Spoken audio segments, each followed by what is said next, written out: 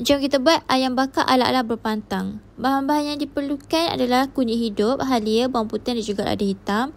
Kemudian kita akan tumbukkan semua bahan ni. Tumbuk sehingga lumat dan sekata. Kalau nak blend pun boleh.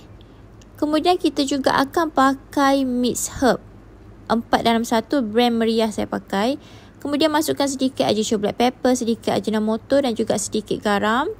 Bahan-bahan yang kita tumbuk tadi, gaulkan ke semuanya bersama ayam. Ayam pakai bahagian peha dengan thigh, boneless chicken. Kemudian dah biar 15 minit, boleh masukkan ke dalam pan.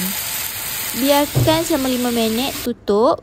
Dia akan masak sekata. Kemudian 5 minit lagi, balik kepada bahagian satu lagi. Biarkan dia masak sekata.